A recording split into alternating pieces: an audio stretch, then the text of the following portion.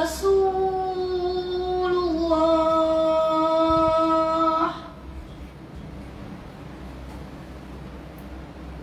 حي على الصلاة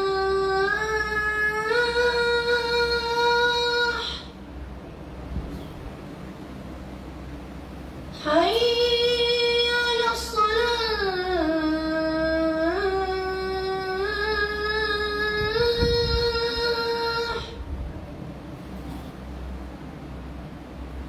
حي على الفلاح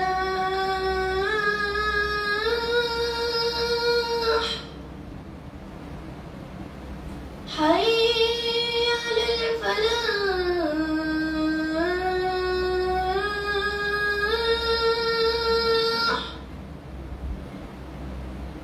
الله أكبر الله أكبر لا إله إلا الله.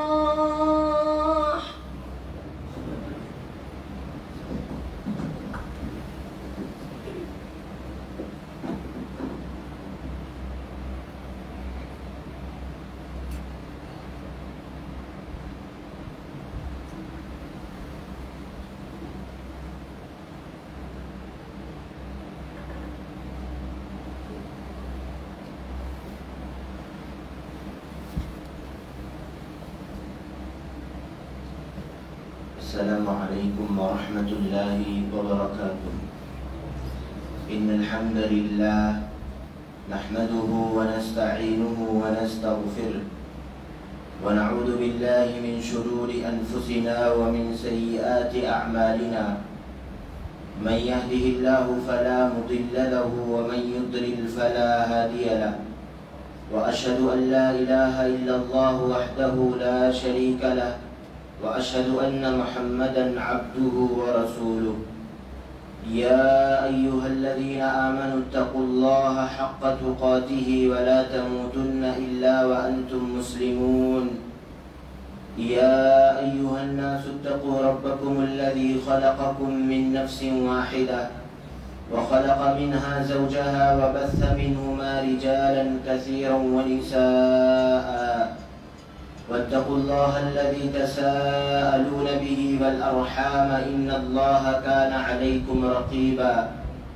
يا أيها الذين آمنوا اتقوا الله وقولوا قولا سديدا يصلح لكم أعمالكم ويغفر لكم ذنوبكم ومن يطع الله ورسوله فقد فاز فوزا عظيما.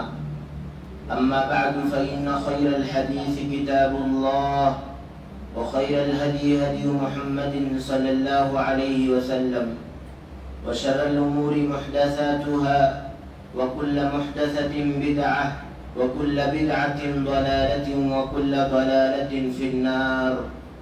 أعوذ بالله السميع العليم من الشيطان الرجيم. بسم الله الرحمن الرحيم. قاف والقرآن المجيد بل عجبوا أن جاءهم منذر منهم فقال الكافرون هذا شيء عجيب. أإذا متنا وكنا ترابا ذلك رجع بعيد. قد علمنا ما تنقص الأرض منهم وعندنا كتاب حفيظ. بل كذبوا بالحق لما جاءهم فهم في أمر مريج. أفلم ينظروا إلى السماء فوقهم كيف بنيناها وزيناها وما لها من فروج.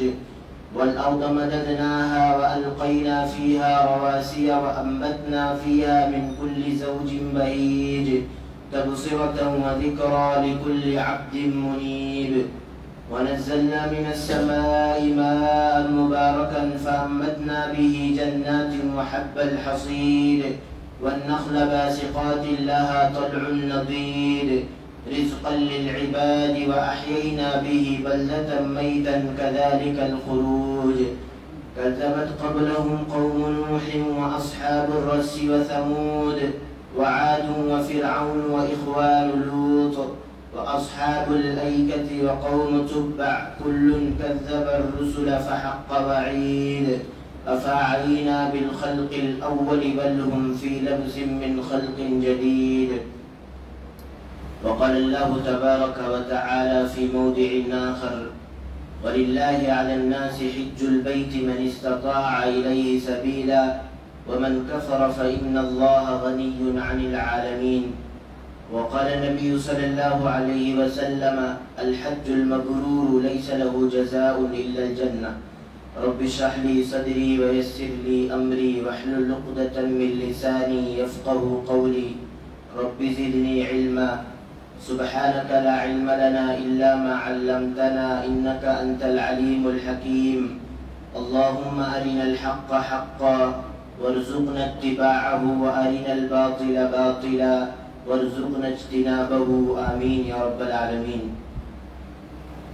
ہر قسم کی حمد و ثنا رب العالمین کے لیے لائق و زیبا ہے، جو ہم سب کا خالق مالک اور رازق ہے، جس نے ہم سبوں کو انگنت نعمتوں سے نوازا.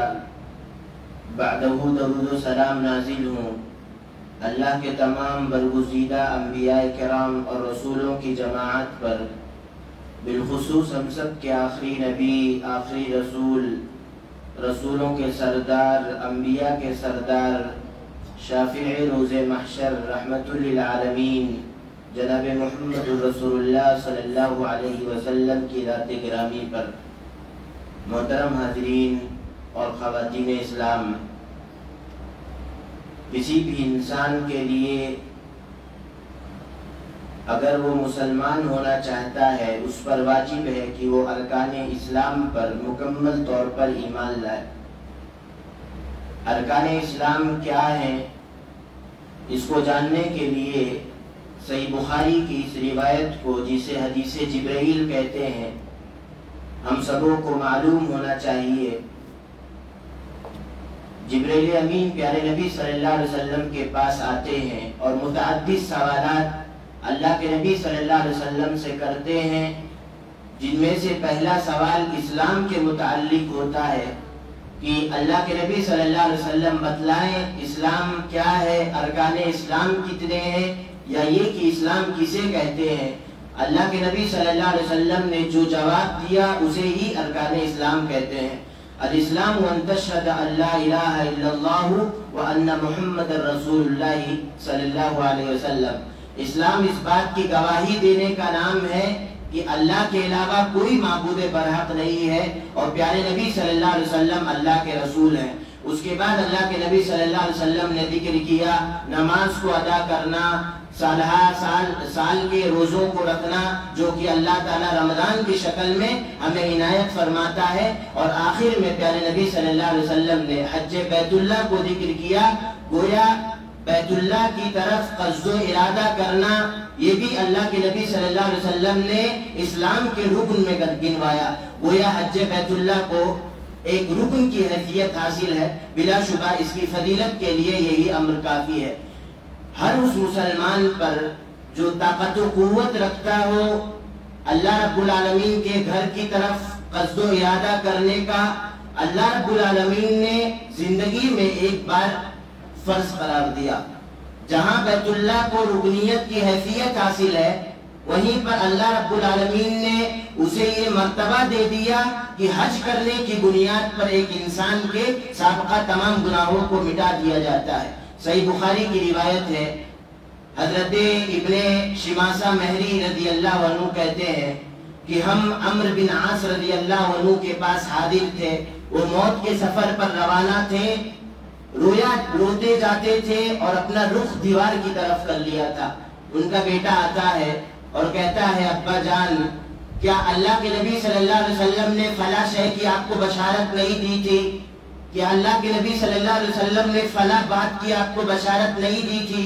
حضرت عمرو بن عاص رضی اللہ عنہ فرماتے ہیں کہ میری پوری زندگی 3 مراحل پر مشتمل ہے. مرحلوں کو گنوانے سے پہلے ایک بات ذکر کرتے ہیں، کہتے ہیں کہ ایک انسان جو آنے والی زندگی کے لیے اعمال کو چھوڑتا ہے، پیش کرتا ہے، ان تمام اعمال میں سب سے بہترین عمل ایک انسان کا یہ کہنا ہے لا الہ الا اللہ محمد رسول اللہ، کہ اللہ کے علاوہ کوئی معبود برحق نہیں اور جناب محمد رسول اللہ صلی اللہ علیہ وسلم اللہ کے رسول ہیں۔ سب سے بہترین عمل ایک انسان جو آنے والی زندگی کے لیے چھوڑتا ہے یا یہ کہ پیش کرتا ہے، تمام اعمال میں سب سے بہترین عمل یہی ہے۔ اس کے بعد وہ اپنے 3 مراحل کو گنواتے ہیں، کہتے ہیں میری پوری زندگی 3 مراحل پر مشتمل ہے۔ پہلا مرحلہ وہ کہ میں اللہ کے نبی صلی اللہ علیہ وسلم کو اپنا سب سے بڑا دشمن سمجھتا تھا، اپنے لیے یہ فخر کا ذریعہ سمجھتا تھا کہ میں پیارے حبیب صلی اللہ علیہ وسلم پر قابو پالوں اور جناب محمد رسول اللہ صلی اللہ علیہ وسلم کا قتل کر ڈالوں۔ میرا یہ پہلا مرحلہ ہے۔ کہتے ہیں اگر میں اسی حالت میں مر جاتا میرا ابدی ٹھکانہ بلا شبہ جہنم ہوتا۔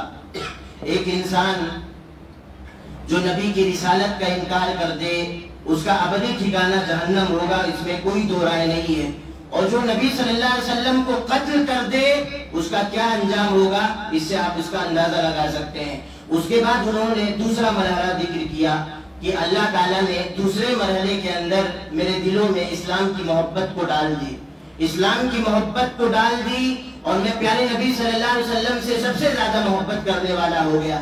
اللہ کے نبی صلی اللہ علیہ وسلم کے پاس آتا ہوں اور کہتا ہوں اللہ کے نبی صلی اللہ علیہ وسلم آپ اپنے دائیں ہاتھ کو بڑھائیے، میں بیعت کرنا چاہتا ہوں۔ اللہ کے نبی صلی اللہ علیہ وسلم اپنے دائیں ہاتھ کو بڑھاتے ہیں، حضرت عمرو بن عاص رضی اللہ عنہ اپنے ہاتھ کو پیچھے کر لیتے ہیں۔ عمرو بن عاص سے پیارے حبیب صلی اللہ علیہ وسلم نے بڑا پیارا سا جملہ کہا سوالی انداز میں، مالک یا عمرو تمہارا کیا معاملہ ہے، بیعت کرنے کے لیے ہاتھ مجھے بڑھانے کے لیے کہہ رہے ہو اور اپنا ہاتھ پیچھے کر لے رہے ہو۔ حضرت عمرو بن عاص نے کہا اللہ کے نبی صلی اللہ علیہ وسلم میں بیعت کرنا چاہتا ہوں لیکن ایک شرط ہے، وہ شرط یہ ہے کہ اسلام لانے کے بعد اللہ تعالیٰ میرے سابقہ تمام گناہوں کو مٹا دیجئے۔ یہ فکر دیکھیے صحابی رسول حضرت عمرو بن عاص رضی اللہ عنہ کی، اور اس سے پہلے کا ایک واقعہ میں سناتا ہوں۔ اسلام دشمنی ان کے ہاں کس قدر تھی، جب شروع اسلام میں کچھ مسلمان اسلام میں داخل ہوتے ہیں، جب مشرکین مکہ مسلمانوں پر ظلم و تشدد کی انتہا کر دیتے ہیں، سرزمین مکہ مسلمانوں کے لیے تنگ کر دیتے ہیں، اللہ کے نبی صلی اللہ علیہ وسلم نے کس کی طرف مسلمانوں کو ہجرت کرنے کا حکم دیا تھا؟ حبشہ کی طرف ہجرت کرنے کا حکم دیا تھا۔ کچھ مسلمان ہجرت کر کے حبشہ کی طرف چلے جاتے ہیں، اس لیے کہ اس زمانے میں مشہور تھا کہ وہاں کا بادشاہ یہ عدل و انصاف کرنے والا ہے، عدل و انصاف کا پیکر ہے۔ جب مشرکین مکہ کو یہ بات معلوم ہوتی ہے کہ مسلمان میں سے کچھ مسلمان مشرکین کے ساتھ چھوڑ کر کے یا یہ کہ مکہ کو چھوڑ کر کے ہجرت کر لیے ہیں حبشہ کی طرف، بھاگے بھاگے وہاں کے بادشاہ کی طرف جاتے ہیں، ہدیہ تحائف پیش کرنے کے بعد اسے ورغلاتے ہیں اور کہتے ہیں ہماری قوم کے کچھ لوگ آپ کے پاس بھاگ کر کے چلے آئے ہیں، نہ تو یہ ہمارے دین کو ماننے والے ہیں اور نہ ہی آپ کے دین کو انہوں نے قبول کیا ہے۔ اس وقت کا بادشاہ عیسائی تھا، کہتے ہیں نہ تو یہ عیسائی ہوئے ہیں اور نہ ہی یہ ہمارے آبا و اجداد کے دین پر ہیں۔ اس کے بعد نجاشی بادشاہ انہیں بلاتا ہے اور ماجرا پوچھتا ہے، وہ لوگ کہتے ہیں ہمارا جرم صرف یہی ہے کہ ہم اللہ کے نبی صلی اللہ علیہ وسلم پر ایمان لے آئے ہیں، ہم بتوں کی پوجا کرنا چھوڑ دیے ہیں، ہم حقوق العباد کی ادائیگی کرنے لگے ہیں، حقوق اللہ کی ادائیگی کرنے لگے ہیں۔ اس کے بعد وہاں کا بادشاہ کہتا ہے کہ آپ لوگ واپس چلے جائیے، جو مشرکین آئے ہوئے تھے آپ لوگ واپس چلے جائیے، میں انہیں آپ کے حوالے نہیں کر سکتا۔ اس کے بعد جن کی بات ابھی چل رہی تھی حضرت عمرو بن عاص رضی اللہ عنہ اس وقت مسلمان نہیں ہوئے تھے، ایک تدبیر اپنائی کہ یہ تدبیر ہو سکتا ہے کارگر ثابت ہو جائے۔ کہتے ہیں اس وقت کے بادشاہ سے کہ یہ جو مسلمان اسلام کو لائے ہوئے ہیں یہ آپ کے دین کو قبول نہیں کیے ہوئے ہیں، کوئی بات نہیں، لیکن یہ حضرت عیسیٰ کے بارے میں وہ عقیدہ رکھتے ہیں جو عقیدہ آپ کا نہیں ہے۔ فوراً بادشاہ انہیں بلاتا ہے اور کہتا ہے حضرت عیسیٰ علیہ السلام کے بارے میں کیا عقیدہ ہے؟ اس کے بعد مسلمان بتلاتے ہیں ہمارا عقیدہ وہی ہے جو عقیدہ جناب محمد رسول اللہ صلی اللہ علیہ وسلم نے سکھلایا ہے۔ حضرت عیسیٰ کے بارے میں ہمارا یہ عقیدہ ہے وہ اللہ کے ایک نبی تھے، ایک رسول تھے، اللہ تعالیٰ نے ایک کنواری عورت سے کلمہ کن کے ذریعے پیدا کر دیا۔ تو بادشاہ کہتا ہے حضرت عیسیٰ علیہ السلام کے بارے میں جو بات کہی گئی در حقیقت عیسیٰ علیہ السلام کے بارے میں وہی حقیقت ہے۔ گویا اللہ تعالیٰ اگر جسے تکلیف نہ دینا چاہے دنیا کی کوئی طاقت تکلیف نہیں پہنچا سکتی، یہ واضح ثبوت ہے۔ مشرکین پیچھے پڑ گئے تھے، بہت اچھا موقع تھا عمرو بن عاص رضی اللہ عنہ کے لیے، انہوں نے اس وقت کے بادشاہ کو ورغلایا کہ کسی طرح انہیں مکہ واپس لے چلتے ہیں، ایک تدبیر اپنائی، لیکن یہ تدبیر بھی کارگر ثابت نہیں ہوئی۔ جب اسلام لاتے ہیں یہ ساری چیزیں ان کے سامنے ہوتی ہے، کہتے ہیں اللہ کے نبی صلی اللہ علیہ وسلم میں اس شرط پر بیعت کرنا چاہتا ہوں کہ بیعت کرنے کے بعد اللہ تعالیٰ میرے سابقہ تمام گناہوں کو مٹا دے گا۔ پیارے حبیب صلی اللہ علیہ وسلم نے فرمایا تھا ان الاسلام یہدم ما کان قبلہ، اسلام لانے کی وجہ سے اللہ تعالیٰ انسان کے سابقہ تمام گناہوں کو مٹا دیتا ہے۔ وان الہجرۃ تہدم ما کان قبلہا، ہجرت کرنے کی بنیاد پر اللہ تعالیٰ انسان کے سابقہ تمام گناہوں کو مٹا دیتا ہے۔ اور آخری جملہ جو جناب محمد رسول اللہ صلی اللہ علیہ وسلم نے فرمایا وان الحج یہدم ما کان قبلہ، کہ حج کرنے کی بنیاد پر بھی اللہ تعالیٰ انسان کے سابقہ تمام گناہوں کو مٹا دیتا ہے۔ جہاں حج بیت اللہ کو اسلام کا ایک رکن کی حیثیت حاصل ہے، وہیں پر حج بیت اللہ کی یہ بھی فضیلت ہے کہ حج کرنے کی بنیاد پر اللہ تعالیٰ انسان کے سابقہ تمام گناہوں کو مٹا دیتا ہے۔ اور ایک حدیث کے اندر اللہ کے نبی صلی اللہ علیہ وسلم نے بیان فرمایا کہ حج بیت اللہ کا صرف اور صرف بدلہ جنت ہے، جیسا کہ جو روایت ابھی خطبہ حجہ کے بعد پیش کی گئی تھی، الحج المبرور لیس لہ جزاء الا الجنہ۔ میرے بھائیوں، آپ اللہ رب العالمین کی رحمت دیکھیے، ظاہر ہے بیت اللہ کا حج سارے لوگ نہیں کر سکتے، اس وجہ سے کہ فی زماننا بہت ساری چیزیں دستیاب ہوں گی تبھی ایک انسان بیت اللہ کی طرف قصد و ارادہ کر سکتا ہے۔ آج کے دور میں حج کرنے کے لیے ڈھیر سارے ارقام کی ضرورت ہوتی ہے۔ اللہ تعالیٰ نے سارے لوگوں کو پیسے کے معاملے میں برابر قرار نہیں دیا ہے، لیکن اللہ تعالیٰ کی رحمت دیکھیے، اللہ تعالیٰ نے جہاں عمرہ کو یہ چانس دیا کہ وہ حج بیت اللہ کر سکتے ہیں، وہیں پر اللہ تعالیٰ نے چند اعمال بتلا دیے جن اعمال کو کر کے ایک انسان حج کا ثواب حاصل کر سکتا ہے۔ لیکن واضح رہے یہ جو اعمال بتلائے جائیں گے اس کا یہ معنی نہیں کہ اگر ایک انسان ابھی حج کی طاقت نہیں رکھتا ہے، یہ اعمال کر لیتا ہے، اسے حج کا بلا شبہ ثواب ملے گا، لیکن بعد میں اگر وہ حج کی طاقت رکھتا ہے تو ان اعمال کے کرنے کی بنیاد پر اس پر سے حج ساقط نہیں ہوگا، لیکن اعمال کر لے گا بلا شبہ اسے حج کے برابر ثواب ملے گا۔ چند اعمال ابھی آپ کے سامنے ذکر کیے جائیں گے۔ آپ دیکھیے ہمارے اسلام کی امتیازی خوبی ہے کہ صرف اور صرف نیت اور نیک ارادے کی بنیاد پر اللہ تعالیٰ اس کو وہ ثواب دے دیتا ہے جو ایک انسان اس عمل کو کر کر یہ ثواب حاصل کرتا ہے۔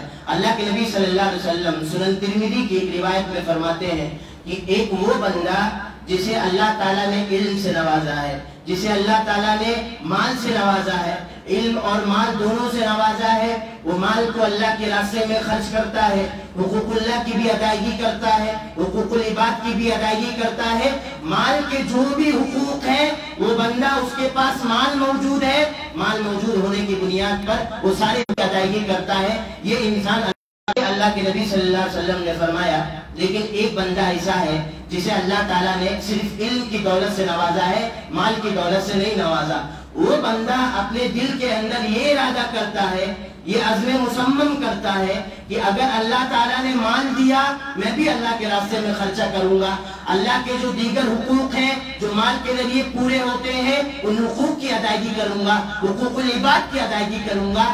صرف نیت کرنے کی بنیاد پر، ارادہ کرنے کی بنیاد پر اگرچہ وہ عمل نہیں کر سکتا، اللہ تعالیٰ اسے وہی ثواب دے گا جو مال کی موجودگی میں وہ جو راہ خیر میں خرچہ کرتا ہے، حقوق اللہ کی ادائیگی کرتا ہے اور حقوق العباد کی ادائیگی کرتا ہے۔ بلا شبہ یہ اللہ رب العالمین کی رحمت ہے۔ وہیں پر اگر ایک انسان کی نیت خراب ہو، ارادہ کچھ اور ہو، تو اللہ تعالیٰ ثواب دینے کی بجائے اس کے حق میں شر کو مقدر کر دیتا ہے، جیسا کہ ایک روایت صحیح بخاری کے اندر موجود ہے، حدیث النیہ جسے کہتے ہیں، انما الاعمال بالنیات وانما لكل امرئ ما نوى فمن كانت هجرته الى الله ورسوله الى اخر الحديث، کہ حضرت ام قیس رضی اللہ عنہ سے شادی کرنے کی نیت سے ایک صحابی اللہ کے نبی صلی اللہ علیہ وسلم کے ساتھ ہجرت کرتے ہیں۔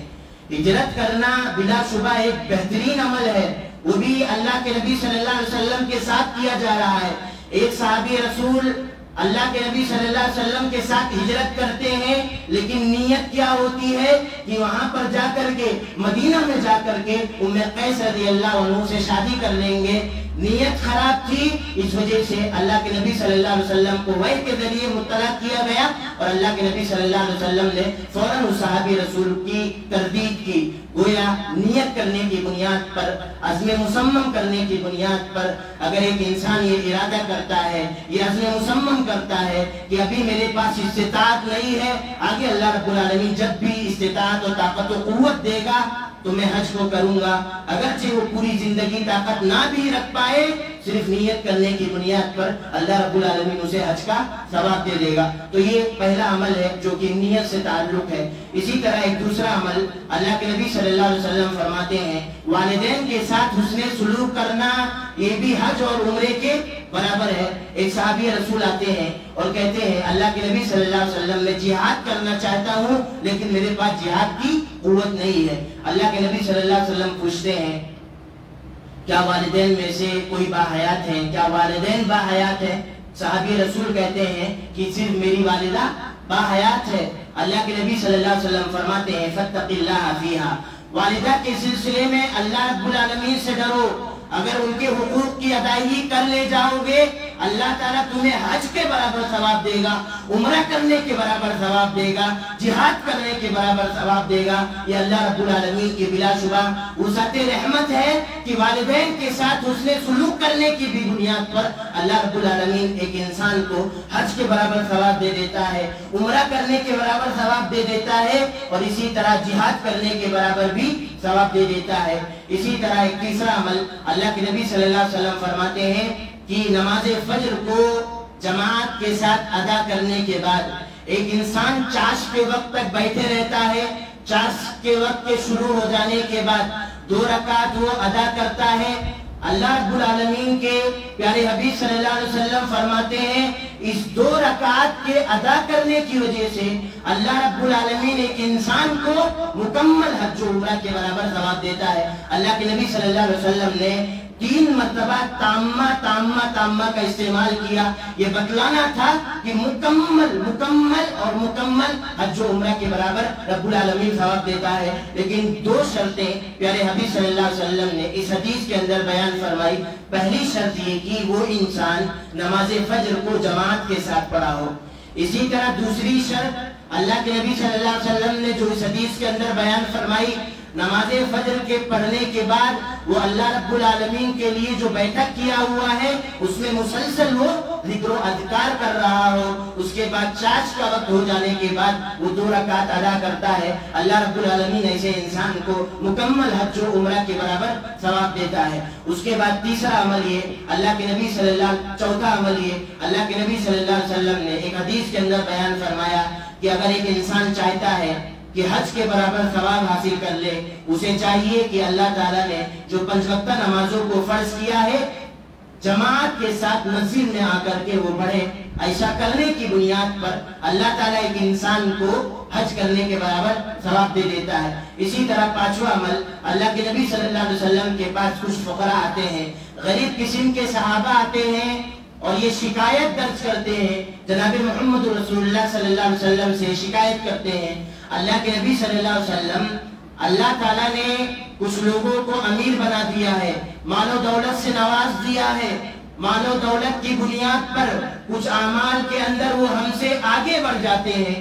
اللہ کے نبی صلی اللہ علیہ وسلم نماز کا معاملہ ہے، جیسا وہ نماز پڑھتے ہیں ہم بھی نماز پڑھتے ہیں، جیسا وہ روزہ رکھتے ہیں ہم بھی روزہ رکھتے ہیں، لیکن مال کی بنیاد پر وہ صدقہ و خیرات ہم سے زیادہ کرتے ہیں، حج و عمرہ کر لیتے ہیں۔ جناب محمد رسول اللہ صلی اللہ علیہ وسلم نے فرمایا کہ میں تمہیں ایک عمل بتلا دیتا ہوں جو عمل کرنے کی بنیاد پر حج کا بھی ثواب حاصل کر لو گے، عمرہ کا بھی ثواب حاصل کر لو گے، اور اسی طرح جہاد کا بھی ثواب حاصل کر لو گے۔ اللہ کے نبی صلی اللہ علیہ وسلم فرماتے ہیں فرض نماز کے بعد 33 مرتبہ سبحان اللہ کہہ دیا کرو، 33 مرتبہ الحمدللہ کہہ دیا کرو اور 33 مرتبہ اللہ اکبر کہہ دیا کرو. اتنا سا عمل کرنے کی بنیاد پر رب العالمین ایک انسان کو حج اور عمرہ اور اسی طرح جہاد کرنے کے برابر ثواب دے گا. صحیح بخاری کی ایک روایت ہے, اللہ کے نبی صلی اللہ علیہ وسلم نے اللہ اکبر کو 33 مرتبہ کہنے کے بعد ایک اور ٹکڑے کا اضافہ کیا کہ جو انسان 100 کو پورا کرنے کے لیے اس جملے کو کہتا ہے لا الہ الا اللہ وحدہ لا شریک لہ, اس جملے کو کہہ دیتا ہے, اللہ رب العالمین اس جملے کے کہنے کی بنیاد پر اس کے تمام گناہوں کو مٹا دیتا ہے, اگرچہ اس کے گناہ سمندر کے جھاگ کے برابر کیوں نہ ہو. گویا کہ ایک انسان نماز کے بعد 33 مرتبہ سبحان اللہ, 33 مرتبہ الحمدللہ اور اسی طرح 33 مرتبہ اللہ اکبر کہہ دیتا ہے. اس کے بعد وہ لا الہ الا اللہ وحدہ لا شریک لہ لہ الملک و لہ الحمد وہو علی کل شیء قدیر کہہ دیتا ہے. تو دو طرح سے اسے فضیلتیں حاصل ہو جاتی ہیں. پہلی فضیلت یہ کہ اس کے سارے گناہ معاف فرما دیے جاتے ہیں, اور چونکہ 33 مرتبہ اس نے سبحان اللہ کہا ہے, 33 مرتبہ الحمدللہ کہا ہے اور 33 مرتبہ ہی اللہ اکبر کہا ہے, تو جہاں یہ فضیلت حاصل ہوگی وہیں پر یہ بھی فضیلت حاصل ہوگی کہ اللہ تعالیٰ اسے حج کرنے کے برابر ثواب دے گا, عمرہ کرنے کے برابر ثواب دے گا, اور اسی طرح اللہ کے نبی صلی اللہ علیہ وسلم نے فرمایا جہاد کرنے کے برابر بھی ثواب دے گا. ابھی آپ دیکھیں گے آج ہم عشر ذو الحجہ کے اندر اللہ رب العالمین کی توفیق سے ہم داخل ہو جائیں گے. صحابہ کرام کے بارے میں آتا ہے جو اذکار ابھی ذکر کیے گئے, حضرت ابو ہریرہ اور اسی طرح حضرت عبداللہ بن عمر رضی اللہ عنہ کے بارے میں آتا ہے, وہ بازاروں میں اللہ رب العالمین کی تعریف کیا کرتے تھے, اللہ رب العالمین کے لیے ذکر کیا کرتے تھے, تحمیدات کا اہتمام کیا کرتے تھے, یعنی الحمدللہ کہا کرتے تھے, لا الہ الا اللہ کا اہتمام کیا کرتے تھے, اور کوئی وقت خاص نہ کیا کرتے تھے بلکہ عام طور پر وہ لوگ چلتے پھرتے بازاروں کے اندر اٹھتے بیٹھتے ان تکبیرات کا اہتمام کیا کرتے تھے. اس وجہ سے کہ یہ جو عشر ذی الحجہ ہے اللہ رب العالمین کو یہ 10 دن بہت زیادہ محبوب ہے. اللہ تعالیٰ نے ان 10 دنوں کی قسم قرآن مجید میں کھائی ہے, اور پیارے نبی صلی اللہ علیہ وسلم نے تو یہاں تک کہہ دیا ما من ایام العمل الصالح فیہا احب الی اللہ من هذه الایام العشر, کہ یہ جو 10 دن ہیں اللہ تعالیٰ کو یہ 10 دن اتنے زیادہ محبوب ہے کہ ان 10 دنوں کا مقام و مرتبہ جہاد کرنے والا بھی نہیں پا سکتا.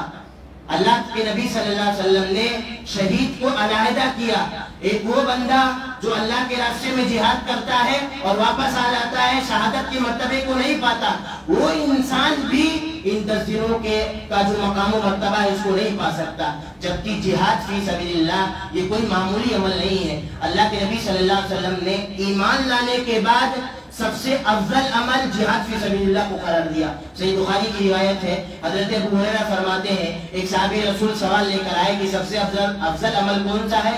اللہ کے نبی نے فرمایا ایمان باللہ و رسولی, کہ اللہ اس کے رسول پر ایمان لانا. پھر سوال کیا کون سا عمل افضل ہے, اس کے بعد کہا جہاد فی سبیل اللہ کرنا. اتنی فضیلت ہونے کے باوجود بھی ایک مجاہد بھی ان 10 دنوں کا مقام و مرتبہ نہیں پا سکتا. اسی وجہ سے صحابہ کرام میں سے 2 صحابی رسول کے بارے میں یہ مشہور ہے, غالباً صحیح بخاری کی روایت ہے کہ جب وہ بازاروں میں جایا کرتے تھے تکبیرات کا اہتمام کرتے تھے, تحمیدات کا اہتمام کرتے تھے, تحلیلات کا اہتمام کیا کرتے تھے, اور کوئی وقت خاص نہ کیا کرتے تھے بلکہ دن میں کبھی بھی انہیں موقع ملتا چلتے پھرتے اٹھتے بیٹھتے ان تکبیرات کا وہ اہتمام کیا کرتے تھے. ان کی فضیلت کے مد نظر حافظ ابن حجر رحمہ اللہ نے ایک نقطہ ذکر کیا کہ اللہ کی نگاہ میں یہ 10 دن اس وجہ سے بڑا مقام حاصل کیے ہوئے ہیں, اس وجہ سے کہ ارکان اسلام کی تقریباً مکمل ادائیگی ہو جاتی ہے. ایک حاجی حج کرنے کے لیے جاتا ہے, اسی طرح ایک عام انسانوں کو یہ کہا گیا کہ وہ اللہ رب العالمین کا ذکر کرتے رہے, اور ان اذکار کے اندر ان تلبیوں کے اندر اللہ رب العالمین کی وحدانیت کی گواہی دی جاتی ہے. پیارے نبی صلی اللہ علیہ وسلم اللہ کے نبی اور رسول ہیں, اس بات کی گواہی دی جاتی ہے, اور اسلام کا پہلا رکن مکمل ہوتا ہے. وَتُقِيمَ الصَّلَاةَ, نماز کی ادائیگی ہر حال میں ایک انسان کو کرنے کے لیے کہا گیا ہے. وَتُؤْتِيَ الزَّكَاةَ, ممکن ہو کسی مسلمان کا زکات کا وقت یہی ان 10 دنوں میں آتا ہو, اور نہ بھی آتا ہو تو عموماً مسلمانوں کو دیکھا جاتا ہے صدقات و خیرات کرتے رہتے ہیں. اسی طرح روزے کی جہاں تک بات ہے، چونکہ رمضان ہی میں روزے کو فرض کیا گیا ہے، لیکن نفلی روزے جہاں تک کی بات ہے تو اللہ کے نبی صلی اللہ علیہ وسلم کے بارے میں آپ پائیں گے پورے 9 دن اللہ کے نبی صلی اللہ علیہ وسلم روزہ رکھا کرتے تھے. البتہ حاجیوں کو یہ حکم دیا گیا کہ وہ 90 دن روزہ نہ رکھیں. اس کے بعد اللہ کے نبی صلی اللہ علیہ وسلم نے آخری رکن حج بیت اللہ کو قرار دیا، اور انہی 10 دنوں کے اندر ایک حاجی حج کرنے کے لیے جاتا ہے. گویا کہ اسلام کے تقریباً تمام اراکین کی مکمل ادائیگی کی جاتی ہے. اسی پیش نظر حافظ ابن حجر رحمہ اللہ نے بیان فرمایا یہ 10 دن اللہ رب العالمین کی نگاہ میں بڑے ہی مقرب ہے. رب العالمین سے دعا ہے کہ اللہ تعالیٰ جو بھی باتیں کتاب اللہ و سنت رسول کے حوالے سے عرض کی گئیں، رب العالمین ہمیں ان تمام باتوں پر عمل پیرا ہونے کی توفیق عنایت فرما. رب العالمین ہمیں ہر خیر میں حصہ لینے کی توفیق عنایت فرما. رب العالمین جب تک ہمیں دنیا میں زندہ رکھ توحید پر باقی رکھ، جب ہمارا خاتمہ فرما تو ایمان ہی کی حالت میں توحید پر فرما. آمین وآخر دعوانا الحمدللہ رب العالمین.